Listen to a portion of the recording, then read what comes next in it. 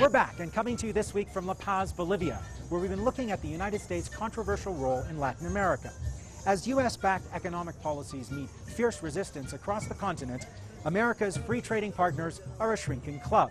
The latest to join is Peru, which signed a free trade deal with the United States last year, but where more than half the population lives in poverty. That kind of economic hardship has driven thousands of Peruvians to seek a better life in the United States. And now, a Peruvian-born rapper in Harlem is speaking out about his situation in song. His name is Immortal Technique. Immortal Technique. And here is his story in his words. You know what it is. Immortal Technique. My name is Immortal Technique, a revolutionary artist. I'm from where the golden diamonds are ripped from the earth. I was born in Hospital Militar de Lima, in South America, in Peru. And I moved to Harlem when I was very young, and I've lived in this community ever since. They said that the success of my music was theoretic, but my revenge is sweet enough to murder diabetics.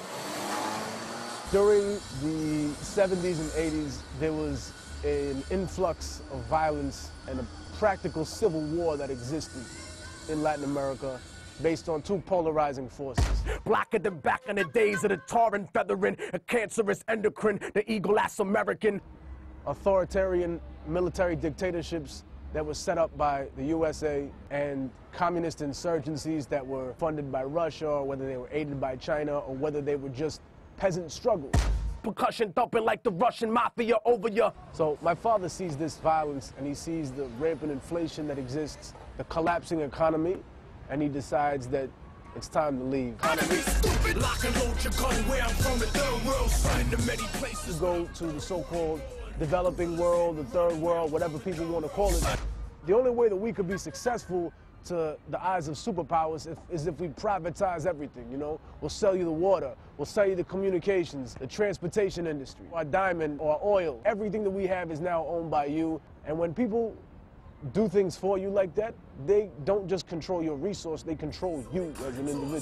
When I speak about Harlem, I speak to the world, the little Afghan boy and the Bosnian girl, the African and Sudan, the people of Kurdistan, the third world American, indigenous men, Palestinians, Washington Heights Dominicans, displaced New Orleans citizens, beachfront Brazilian favelas that you living in, the hood is prime real estate, they want back in again. I think if democracy in the minds of American people is voting once every 4 years, then we're really You could vote 1,000,000 times and still not be represented. There's a movie about a slave called Kunta Kinte, where they say, no, your name's not Kunta Kinte, it's Toby, and they whip him till he says, no, my name's Toby. Barack Obama, the press puts him through these horrible Toby moments where he has to deny his own people, where he has to reject Pastor Jeremiah Wright. But even they know what it's like when you fighting for Svoboda, whether Slavic or Islamic, Baka, gin tonic, drunken fantasies are cool, son, but here's the grim logic. John McCain is the only Republican to not come out and publicly denounce the Latin American immigrants in America. He understands that Latinos are very machista, you know what I mean? They can appreciate a war hero. Latino people have fought for this country for years and years and years and years. World War I. World War II, Vietnam. There's a whole shitload of us in Iraq right now. Half a war over, I bring it home colder than dead soldiers. A Latino president? Yeah. Sure. I think there'll be one. I think it'd be interesting to see how his Toby moment works out. I want to be there for that. I hope I'm still alive, you know what I mean? Immortal Technique, Harlem, New York, you know what it is.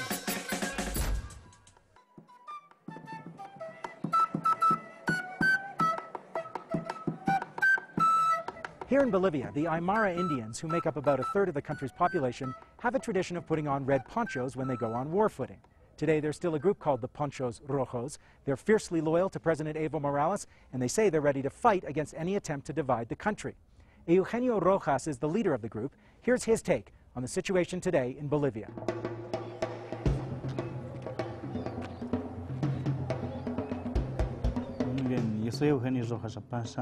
My name is Eugenio Rojas. I come from Achacachi on the outskirts of La Paz.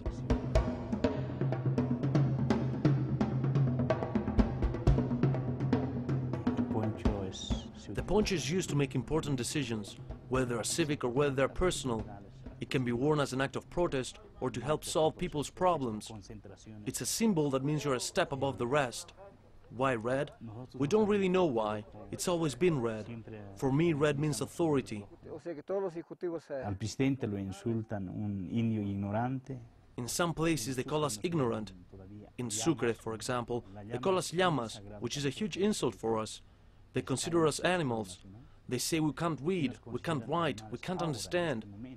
It's as if they're a dominant race, the stronger race, the ones born to rule where we're born to be their slaves. They have created the pain in this country, and now they want to create their own country based on racism, based on elitism. Como élites dominantes, ¿no? Nosotros hemos hablado. We've been talking about building a new Bolivia, where everyone has rights, Indian, not Indian. There wouldn't be any difference. We won the election. We now have Evo as our president. No nos pueden tildar. We can't allow Bolivia to be divided. This country resources belong to all of us.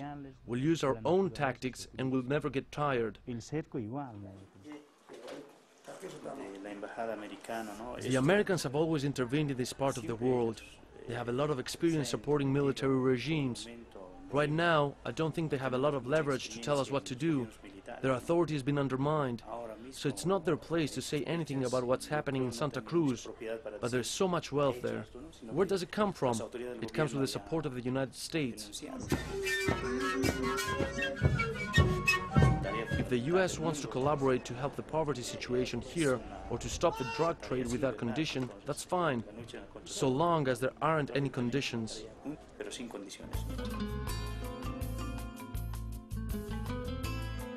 That's all the time we have for this week's edition of Inside USA from La Paz, Bolivia. Until next time, so long.